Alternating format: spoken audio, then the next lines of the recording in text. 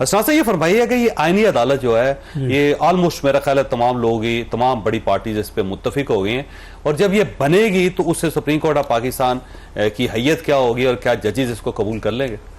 देखिए जी, फिर तो सुप्रीम कोर्ट सेशन कोर्ट बन जाएगी जब आप उनसे जो उनकी ओरिजिनल जुरिसडिक्शन है 184(3) की वो यानी वो आईनी अदालत में चली जाएगी। 199 में जो हाई कोर्ट फैसले करेगी उनके खिलाफ अपीलें भी जो है वो कॉन्स्टिट्यूशनल कोर्ट में चले जाएंगी। तो ये इन्होंने सिर्फ मर्डर केसेस करने हैं, कोई आम रेंट के केसेस, फैमिली मैटर, और 17 जज जो है वो यही डिसाइड करेंगे। और वहाँ आईनी अदालत जो बनने जा रही है, जो बज़ाहिर ये लग रहा है कि पीपल्स पार्टी और नून लीग को भी, खासकर पीपल्स पार्टी को इस पे चार्टर ऑफ डेमोक्रेसी में ही शामिल था और 18वीं तरमीम में उस वक्त क्योंकि नून लीग का ज्यादा कुर्बत थी इफ्तिखार चोई साहब के साथ, तो उस वक्त नहीं हुआ मामला। तो क्योंकि उसके बाद साकिब निसार के दौर में ये इनको भी मसाइल रहे जजेस के साथ। तो अब ये है कि जी राइट टाइम है कि जजेस के साथ जो है वो दो हाथ किए जाएं। और मजे की बात है, जो आईनी अदालत है उसके चीफ जस्टिस जो है उसकी अपॉइंटमेंट भी प्राइम मिनिस्टर करेंगे और जो वो चीफ जस्टिस बनेंगे फिर वो जज लगाएंगे, बाकी 4 जजेस का फैसला वो करेंगे। तो ये सारी चीजें बजाय ये लग रहा है कि कुछ रिटायर्ड जजेस भी जो है वो बिल्कुल तैयार बैठे हैं, जिनको उम्मीदें हैं, कुछ सर्विंग भी अपने लिए लॉबिंग कर रहे हैं। तो ये मेरा ख्याल है कि अब देखना है कि आईनी अदालत में सुप्रीम कोर्ट जो अंदर जो जजेस हैं वो बड़े उनके लिए मसाइल हैं, उनके लिए एक्सटर्नल चैलेंज नहीं है कि नून लीग क्या सोच रही है, पार्लियामेंट क्या सोच रही है। उनके लिए प्रॉब्लम है कि चीफ जस्टिस काजी फैसल जो है वो इस वक्त खड़े हैं निजाम के साथ और वो बजाय ये आज उन्होंने रिमार्क दिए कि अगर आइन साज यानी पार्लियामेंट चाहे तो वो इलेक्शन कमीशन भी खत्म कर सकती है। वैसे कर तो सकती है, इसको शक तो नहीं। देखिए सीरियन फीचर अब वो कहे कि आज ये पार्लियामेंट क्या तायात अपनी मुद्दत बढ़ा सकती है, नहीं बढ़ा सकती। नहीं, अपनी मुद्दत नहीं बढ़ा सकती, लेकिन जो बाकी कानून और देखिए वो हैयत बदल सकती है। ये है कि आप स्ट्रक्चर, बेसिक स्ट्रक्चर तो अपना जो आइन का है, आइन में क्या चीज जो बेसिक है वो जमहूरियत है, दूसरा पार्लिमानी फॉर्म ऑफ सिस्टम है, इंडिपेंडेंस ऑफ जुडिशरी और फंडामेंटल राइट। अब इंडिपेंडेंस ऑफ जुडिशरी क्या इससे अफेक्ट होगी आईनी अदालत से? नहीं। मेरा ख्याल है कि इनके जो हामी वकला हैं हुकूमत के वो भी इस चीज पे मुत्तफिक हैं कि ये जो आईनी अदालत में जजेस की अपॉइंटमेंट का तरीकाकार है ये मुनासिब नहीं है। बल्कि मौलाना फजल रहमान की पार्टी तो कहती है कि आईनी अदालत को इतना ज्यादा इख्तियार नहीं देना चाहिए कि वो सुप्रीम जुडिशल काउंसिल को भी टेक ओवर करे, उनके जजेस, और जुडिशल कमीशन को भी करें। और इसके अलावा भी आईनी अदालत सुप्रीम कोर्ट को भी बिल्कुल आपने सेशन कोर्ट नहीं बनाना। ठीक, तो अब देखते हैं इन हालात में मेरा ख्याल है कि ये जो महीना है बड़ा अहम है, रिएक्शन आएगा सुप्रीम कोर्ट के जजेस की तरफ से। देखते हैं कि अब वो किस तरह इस मामले को डील करते हैं। मेरा ख्याल है कि अभी तक तो उनके लिए जो बड़ा चैलेंज है वो चीफ जस्टिस काजी फैसल हैं और वो इस वक्त जो एक्ट कर रहे हैं वो बजाय ये लग रहा है कि कोई मूड में नहीं लग रहा कि वो 1 महीने बाद रिटायर हो जाएंगे। बजाय ये लग रहा है कि अभी से उन्होंने काम स्टार्ट किया है 1 हफ्ते से। तो ऐसा लगता है पहला हफ्ता है जी बिल्कुल वो, और इसी तरह, और ऐसा लग रहा है कि अगले 10 साल उन्होंने रहना है उधर। ठीक हो तो वो ये एक बड़ा मसला है मेरा ख्याल है। आज उन्होंने जो उनका बेसिक मेरा ख्याल है कि जो उनकी सक्सेस है, वो जो प्रोजेक्ट है वो इलेक्शन वाला, वो आज उन्होंने खत्म कर दिया।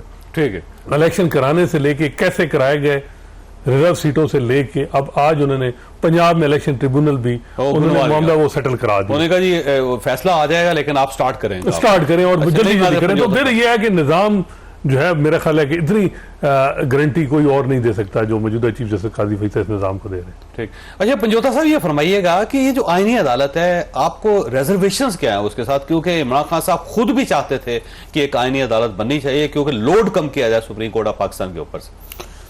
नहीं, देखिए बात यह है कि उस वक्त जो मामला था, ना उस वक्त पाकिस्तान तहरीक इंसाफ की हुकूमत थी, ना उस वक्त ये माहौल था जो आज था।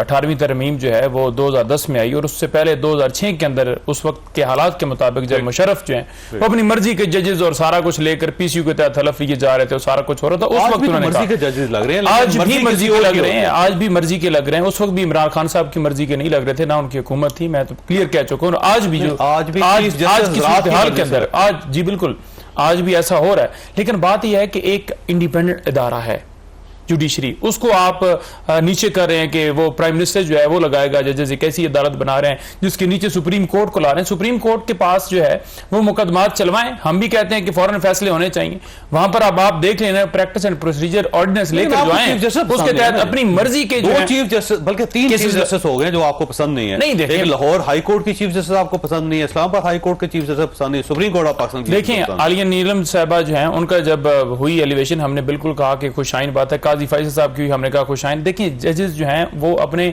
कंडक्ट से, अपने फैसलों से खुद को मनवाते हैं कि वो इंसाफ दे रहे हैं या नहीं। अगर आप देखें वो 4 लोग हैं ना, एक तरफ पूरी कौम खड़ी है, एक तरफ आम खड़ी है और एक तरफ 4 लोग हैं जिनको फॉर्म 47 सुप्रीम कोर्ट भेज दिया जाता है। मलिक शहजाद साहब थे, बिल्कुल 3 महीने बड़ा अच्छा काम किया। और देखें जितनी पटिशंस हैं, फॉर एग्जांपल जी ह्यूमन राइट्स की वोलेशन हुई जी, अब हमने इस्तदाक की सुप्रीम कोर्ट से, सुप्रीम कोर्ट ने वो दरखास्त हमारी सुनी नहीं।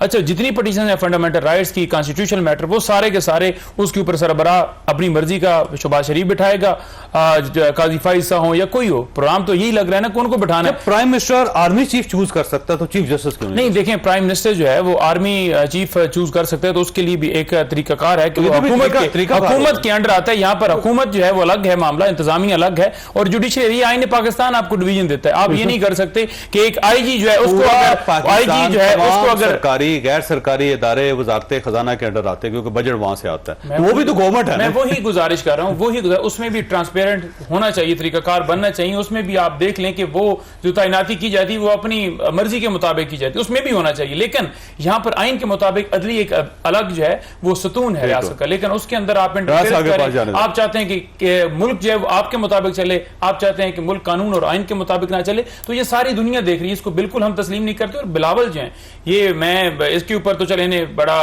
वो कहूंगा कि बड़ा जबरदस्त किया कि उन्होंने डाइट करके अपना जो है वो वजन कम किया, अच्छी बात है, बहुत अच्छा किया। लेकिन बात यह है कि जो नाना ने इनके आइन बनाया था उसके ऊपर भी हमलावर होने की कोशिश इनको नहीं चाहिए थी कि करें। पहले ये खुद ही आकर बयान दे चुके हैं जी कि बिल्कुल हुकूमत ये करी, हमें तो कुछ पता ही नहीं है। आज फिर साथ में उन्होंने कहा है कि आपकी सीटें भी जाएंगी, हुकूमत भी जाएगी, अगे लगो नहीं थे तुसी भी गए, ठीक है। तो आप जनाब हम सपोर्ट करते हैं। राज साहब ये फरमाइएगा कि आपको ये यकीन है कि आप लोग ता हयात बल्कि अगले 50 साल 60 साल आप बरसर इक़्तिदार रहेंगे, क्योंकि जितनी हैयत आप तब्दील कर रहे हैं सुप्रीम कोर्ट ऑफ पाकिस्तान की, कल को आपको इसका नुकसान बर्दाश्त करना पड़ेगा, तो क्या आप तैयार हैं इसके लिए? बिस्मिल्लाहिर्रहमानिर्रहीम। देखिए हमें तो कल का नहीं पता, लेकिन बात यह है जावेद चौधरी साहब कि हम जितना प्रोटेक्टिव हो रहे हैं, जितना हम हिफाजत करना चाह रहे हैं इस जुडिशल निज़ाम की, इसका पहले जो है वो मुआवजना तो कर लें कि कितना इफेक्टिव है। यानी कि दुनिया में बॉटम 10 के अंदर ये जुडिशल निज़ाम आता है। यहां अगर हालिया आईनी फैसले देख लें तो 63A की तशरीह देख लें, क्या वो तशरीह ठीक थी? क्या वो रीराइटिंग ऑफ कॉन्स्टिट्यूशन नहीं था? अभी ये 12 जुलाई की देख लें, सवाल क्या था कि SIFC जो सुन्नी इत्तेहाद काउंसिल है, इसको रिजर्व सीट्स मिलेंगी या नहीं मिलेंगी? अगर इसका जवाब दे देते तो मेरे ख्याल से ये मामलात इतने ना बढ़ते। उससे पहले चले जाएं, डैम बना रहे थे, उससे पहले चले जाए व्हाट्सएप पे JITs, क्या कुछ नहीं। तो मेरे ख्याल से ये जितना हम प्रोटेक्टिव हो रहे हैं कि इस निजाम को पता नहीं क्या हो जाएगा। इस निजाम ने दिया क्या है, क्या डिलीवरी दे रहा है ये निजाम एक आम आदमी की जिंदगी के अंदर? इस जुडिशल निजाम के अंदर कुछ भी नहीं दे रहा। दुनिया इसको कह रही है ये बदतरीन निजाम है दुनिया की रैंकिंग के अंदर। तो अगर इसको हम ठीक करने जा रहे हैं तो ये हम कोई नई चीज तो नहीं इजाद कर रहे जो दुनिया में मौजूद ही नहीं है। राज साहब मसला ये है कि खराब किसने किया था? 19वीं तरमीम आप लोगों ने की थी, शायद आपको याद नहीं है, और आज तो बिलावल भुट्टो साहब ने कह दिया कि हमें धमकी दी गई थी, उस पर हमने किया था। तो इस सिस्टम को खराब आपने किया था। इफ्तिखार मोहम्मद चौधरी साहब के लिए बाकायदा मूवमेंट चलाई थी और मियां नवाज शरीफ साहब उसका प्राइड लेते थे, तो अब आप उसका फल खाए ना आप। नहीं तो अब हम ठीक करने जा रहे हैं ना। अगर पहले कुछ गलत हो गया या ठीक तरीके से नहीं हुआ तो आज उसको ठीक करने जा रहे हैं। और हम कौन सा कोई ऐसा काम करने जा रहे हैं कि बगैर 2/3 अक्सरियत के ये होने लगा है। अगर 2/3 अक्सरियत होगी तो ये पार्लियामेंट का प्रेरोगेटिव है, उसका राइट है, उसका इख्तियार है कि अगर वो कंसेंसस डेवलप कर लेता है तो फिर वो आईनी तरमीम जो है वो लेके आए। और उसकी लाने की वजह मैंने आपको बता दी कि क्या वजह है। देखिए इस मुल्क के अंदर जिस तरह का निजाम चल रहा है वो अवाम को डिलीवर नहीं कर रहा। वो आइन के मुताबिक भी जो है वो डिलीवरी नहीं कर रहा, वो आइनी मामलात के ऊपर भी डिलीवरी नहीं कर रहा। तो अगर उसके ऊपर बेहतरी आ जाती है तो उसमें क्या बुरा है? अच्छा, ये फरमाइए राना साहब, ये वाकई डिलीवरी के लिए काजी फायज ईसा साहब का होना जरूरी है? आप ये समझते हैं कि वो होंगे तो तभी ये सिस्टम चल सकेगा? नहीं, देखिए, ये कौन सी अमेंडमेंट ऐसी जो है वो लाई जा रही है जिसमें ये कहा जा रहा है कि काजी फाइज ईसा चलेंगे तो बेहतरी होगी? किसी का नाम नहीं है किसी चीज में। एक नया निजाम जो है वो मुतारिफ कराया जा रहा है और उस निजाम में कोई भी आ सकता है। ये लाजिम तो नहीं है कि काजी फाइज नहीं आना है या किसी और ने, मंसूर साहब, वो भी जो मुमकिना तौर पे कोई भी आ सकता है। ये तो वो निजाम फिर जो उसका सिलेक्शन का मैकेनिज्म जो भी तयन होगा और जो ये अभी बात हो रही है कि ऐसे होगा, ये लाजिम नहीं है। ये तो 2/3 के ऊपर डिपेंड करता है ना कि क्या कंसेंसस डेवलप होता है कि कैसे सिलेक्शन होनी है।